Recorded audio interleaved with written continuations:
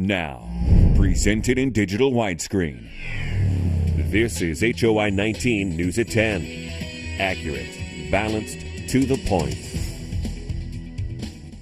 A father kills his baby for interrupting a video game. Tonight, that father faces the consequences. And the flu reaches epidemic levels. Tonight, what you can do to protect yourself. This is HOI-19 News at 10. Good evening, everyone. I'm Roseanne Aragon. Eric Green has the night off. But before we begin tonight, here's a potential preview of what it may look like outside when you wake up tomorrow. Freezing rain and cold temperatures led to numerous accidents in West Texas today. More than a quarter-inch of ice was expected, causing dangerous travel conditions. Interstate 93 in New Hampshire was a mess for part of this morning after a heavy snowfall caused multiple crashes. Dozens of vehicles were involved. Both northbound lanes of the highway were forced to close because of the crash. Now, Storm Team 19 Samantha Chapman is in with more on how bad it will be right here. Sam? Thanks, Ron. Good evening, Heart of Illinois. We're going to start out by looking at our satellite radar. Now, just a note, LaSalle and Livingston counties, you are under a winter weather advisory as a result of this wintry mix of frozen precipitation. That's going to start at midnight tonight and end tomorrow at 9 a.m. But taking a look at our satellite radar now, it looks like the system is already making its way in the heart of Illinois. South of us, we see some showers coming down and even looks like some frozen precipitation passing by near Henry and LaSalle. So we're going to be tracking this system all night because we're expecting freezing rain to come later on tonight, and then tomorrow even more freezing rain and maybe even some light snow. Here's our current area temperatures. It looks like 30 in Kewanee right now, 35 in Peoria, 36 in Lincoln, and 35 in Beardstown. And our wind speeds looks like they're variable, but mainly coming out of the southeast. Here's our Midwestern temperatures. In Milwaukee, 26. That's one of the colder spots, and one of the warmer spots is Memphis at 47 degrees. Here's a recap on our forecast for tonight, though. Cloudy skies, but otherwise we're expecting freezing rain to come in after midnight mainly. We're not expecting major ice accumulation. Temperatures at 27 to 32 degrees. And tomorrow, here's our weather snapshot. We're expecting freezing rain in the morning, in the afternoon, just rain, and then maybe some light snow in the evening. We're going to be tracking this system all night and tomorrow as well to keep you updated. Reaching a high of about 37, 38 degrees. I'll have more details on your forecast coming up in just a bit. Ro? Thank you, Sam. Peoria city crews have been preparing for the snow that's expected to hit central Illinois. HOI-19's Denise Jackson has that story. Tonight and tomorrow, residents could begin seeing salt trucks on roads. 2 days ago, Peoria Public Works crews began filling salt trucks in anticipation of freezing rain and snow over the weekend. With rain predicted and eventually more falling temperatures, driving could become dangerous.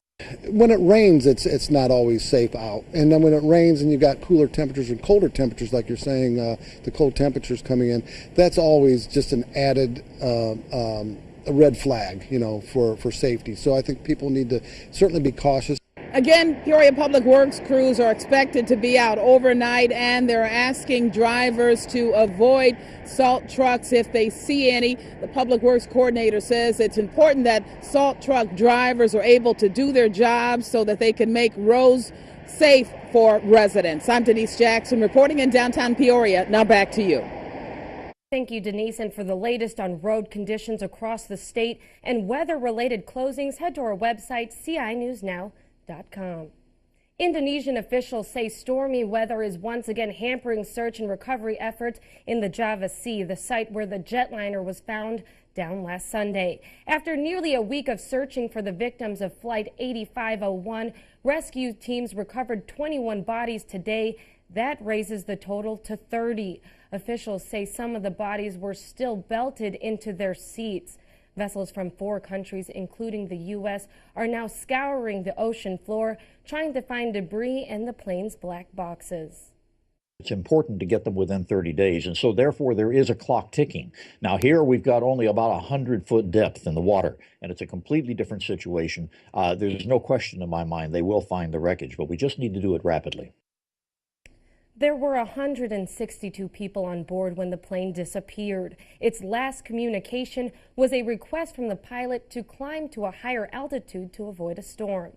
Now a PDC garbage truck tumbled across the road and a blown tire is likely to blame. It happened around 10 this morning on Route 6 near War Memorial in Peoria. Police say the garbage truck was going northbound on Route 6 when it crossed the median and then landed on its side in a southbound ditch. The driver was taken to a hospital but did not have major injuries. Back here at home, there are new details tonight on a New Year's Eve shooting in Pekin that left one man injured. Pekin police responded to reports of a prowler early Wednesday morning in the 200 block of Derby Street. The resident told dispatchers a man was at his back door shining a red laser through the window and trying to get in the house. So the 32-year-old resident opened the back door and says the man lunged at him. He then shot the alleged prowler. Later, he recognized the injured man was his neighbor's 22-year-old son. The injured man underwent surgery at OSF St. Francis Medical Center for a gunshot wound to the stomach. His condition is currently unknown. No arrest has been made, and the names have not been released at this time. One person is dead and another person injured after a garage explosion in suburban Chicago. It happened in Mundelein, 40 miles north of Chicago, around noon today. 3 people were at the home at the time of the explosion, which apparently began in the garage. Police say they received around 30 calls about the explosion from neighbors. I have some windows that are blown out. Loud. It's amazing how quickly a house can get leveled. A realtor at the scene said the home was for sale, and a neighbor said the owner of the home recently had a new furnace installed. The gas company had been at the home twice in recent weeks. A Peoria Heights man is sentenced to 38 years in prison for beating his 7-week-old baby to death 3 years ago. 32-year-old Zachary Knowles pleaded guilty to murder in September. He told detectives he became frustrated after his baby son Asa Knowles continued to cry and interrupt his video game. Prosecutors say Knowles was drinking alcohol and smoking marijuana at the time. Asa died from head injuries. John Hinckley Jr. will not face new charges in the death of former White House spokesperson James Brady. Back in 1982, Hinckley was found not guilty by reason of insanity on all charges filed against him. But the case was reopened last year after a coroner concluded that Hinckley's failed attempt to assassinate President Ronald Reagan led to Brady's death instead. Prosecutors decided against filing new charges because the jury would be told to consider that Hinckley was officially deemed insane at the time of the shooting. Federal prosecutors are seeking the death penalty against an alleged LAX airport shooter, Paul Ciancia. He's accused of opening fire inside the airport last year, killing a TSA officer and leaving 3 others injured. The U.S. attorney gave 4 reasons to justify the death sentence, saying the shooting was premeditated, meant to kill multiple people, and brought violence to an international airport. The shooter pleaded not guilty to murder and other related charges. The U.S. launches the first part of its response against North Korea after a hack against Sony Pictures. The additional sanctions will affect 3 of the country's entities, including a government intelligence agency as well as a North Korean arms dealer. Those sanctioned are banned from using the U.S. financial system, and Americans won't be allowed to do business with them. The spread of this year's flu virus is epidemic. At least 15 children have died as people try to protect themselves from getting sick. From the sneezing to the coughing, flu season's in high gear, already declared an epidemic by the CDC. Earlier this week, the CDC reported there was high flu activity in 22 states. It starts in the southeast, the Midwest, and then it spreads out from there. We've just had the holiday vacation. People spread the flu as they travel around. With the flu vaccine less effective against this year's strain, flu-related hospitalizations are up. In Milwaukee, more than 220 hospitalizations, more than double the number at this time last year. I'm sick right now. No, I'm sick right now, so I've got the flu. I think. Beyond calling your doctor, there's a growing practice called telemedicine. Get on your computer or tablet, log into a virtual waiting room, then connect with a physician. People can take their temperature at home. We can see that they're breathing okay, that they're not in any acute distress, and then we can treat them the same way that I would treat them if they came to me in person. Health officials say people in the highest risk groups for severe flu include those older than 65, children under 5, pregnant women, and people with medical conditions. Beyond flu shots, the advice from ABC's Dr. Richard Besser: don't wait too long to begin your treatments, since anti-flu medications only work if started in the first 2 days. John Ehrlichman, ABC News, Los Angeles. Country music legend Little Jimmy Dickens has died. Dickens died today after years of suffering from stroke. Dickens joined Grand Ole Opry back in 1948 and was the Opry's longest-running member. He last performed at the Opry last month. Dickens was 94. The Peoria Housing Authority decides against creating a scholar house at the old Greeley School. PHA officials were hoping to use the building to create 40 housing units along with a child care center for single moms going to school. However, they let an agreement with the District 150 to expire on December 1st after realizing it couldn't work. There is a halfway house that's located within 500 feet of the site, and although we've been working on solutions, even looking at possibly relocating the halfway house, the expense of doing so was just not feasible for the PHA. They do hope to have a scholar house sometime in the future if they find a suitable site. The PHA did have an $810,000 grant earmarked for this project. They still hope they can use it elsewhere. A McLean County School Board member is challenging the legitimacy of one of the school board candidates. Unit 5 board member Mark Pritchett filed an objection to candidate John Cook's petitions. Pritchett states several reasons, all alleged procedural errors made by Cook, including the use of outdated forms and a mistake in Cook's recorded residency. Cook says he had lunch with Pritchett and spoke with several other board members to prepare for his candidacy. He says he was surprised, but he's new to the process and says this is a learning experience. The McLean County Officers Electoral Board will hold a hearing on the matter Monday at 3 p.m. Cook says if he's knocked off the ballot, he will consider running again. The ISU Redbirds are flying high to the national championship. We'll check in with a local travel agency to see how they are trying to score the win for the big game when we come right back. You're watching HOI-19 News. Accurate, balanced, to the point. You're watching HOI-19 News. Accurate, balanced, to the point. A local travel agency is scrambling to get tickets for ISU football fans, hoping to see their team bring home a national championship. ISU will play against North Dakota State next Saturday in the FCS Championship in Texas. Regular seating tickets have already sold out. Now Susie Davis Travel has helped more than 200 people plan their trip to the big game. The cheapest round-trip flight they were able to book was around $250. The inquiries and reservations just piled up right away. I mean, you could see the activity on the website, and we were getting, I would think in the first hour we probably had 40 seats sold on the chart, or 20 couples just in the first hour, 2 hours after the game. So there's definitely great interest, and that speaks volumes for ISU and their fans.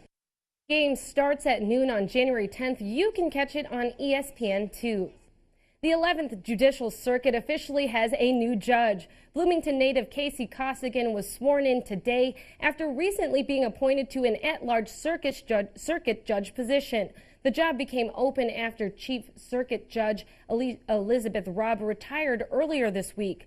He'd previously served as an associate judge, mainly serving McLean County since 2006. The 11th Judicial Circuit includes Livingston, McLean, Woodford, and Logan counties. A major East Peoria landmark gets a makeover. The sign at the former Gem Terrace building was changed today to reflect the new ownership. Back in October, we reported that Cullinan Properties had purchased a majority of the space there, previously owned by EM Properties. But now they are officially moving into their new headquarters. EM Properties has not yet announced where they will be relocating to. An East Peoria family has a chance to win $10,000 this Sunday, thanks to their dog. The Relaford family uploaded this video after their curious pup, and now it's a finalist on this week's America's Funniest Home Videos. See what happens next and find out if they win the big prize this Sunday night at 6, right here on HOI-19. Sam has a look at the icy weekend forecast when HOI-19 News continues. Stay with us.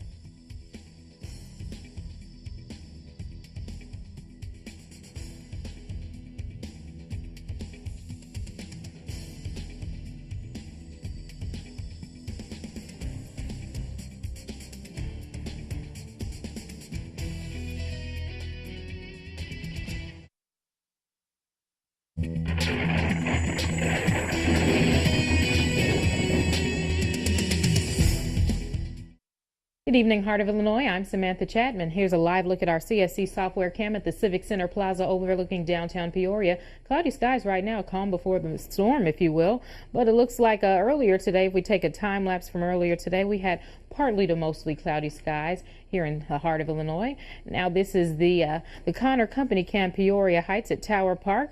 Here now is the look at the Illinois Ice Center cam at the Great Escape in North Peoria. Looks like we had some Friday traffic out there.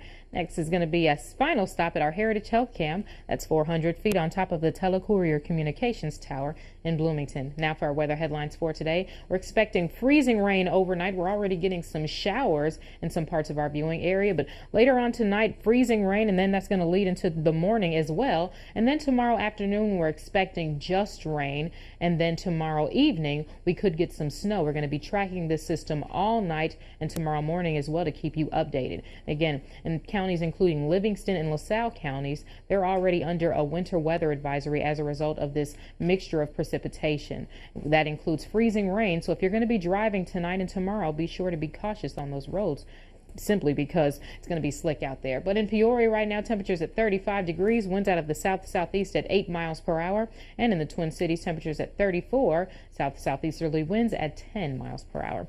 Here's our current area temperatures elsewhere. Colder up top, looks like at 28 in Kewanee, and in the southern part of our viewing area, a little bit warmer at 34 in Beardstown.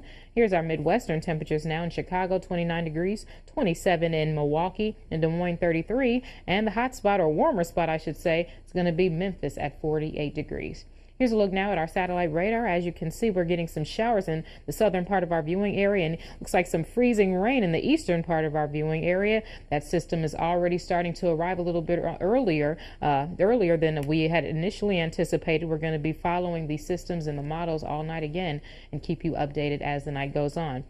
Here's a look now at our winter weather, our weather snapshot for tomorrow. We're going to get a mixture of rain and looks like ice in the morning, then in the afternoon just rain, and then snow in the afternoon. Here's a recap on our forecast. So again, freezing rain after midnight, minor accumulation though, and tomorrow we're going to be in the upper 30s, low 40s. Looks like in the morning freezing rain, afternoon rain, and possibly some snow in the evening. Now let's take a look at that 7-day outlook. Temperatures looks like they're going to be brutally cold, plummeting next week. We're going to be in the teens on Monday, and then on Wednesday, single-digit highs with wind chills at 10 to 20 degrees below zero. It's going to be a cold one. So winter is finally going to be here. Winter is and here. we're going to feel it. Yeah, we're going to feel it. So tomorrow's the day to bundle up? Bundle up. Okay. All right. Thank you, Sam. Coming up in sports, the ISU football team talks about the role of the underdog in the national championship game. Plus, the Bradley women tip off the conference schedule against Northern Iowa. Here's a recap on tomorrow's forecast. In the morning, we're expecting freezing rain, and then mid-morning to afternoon, we're expecting just showers, and then in the evening, we could get some light snow, about ½ an inch to an inch of snow. Temperatures at 37 to 40 degrees. Back to you, Ro. Sam, fans of Elvis Presley have a rare chance to own a piece of the pop culture history. The iconic singer's private aircrafts, the Lisa Marie and Hound Dog 2, are going up for auction. But as you can see, they're anything but ordinary. The Lisa Marie is decorated with a full bar and penthouse bedroom. The planes are a package deal by Julian's Auctions, but you can't use them. The company says the planes are only for display. The bidding started today. What do you think? Would you buy it? No, but I bet there are a lot of TVs on that plane. Elvis loved television. He had a whole wall full of them. He would have loved the internet. Did you know that I was born on his birthday? Is that right? Yep, January 8th. Well, that's coming up. Yep, that's it. Send her gifts. All right, thanks for joining us. Jimmy Kendall is up next.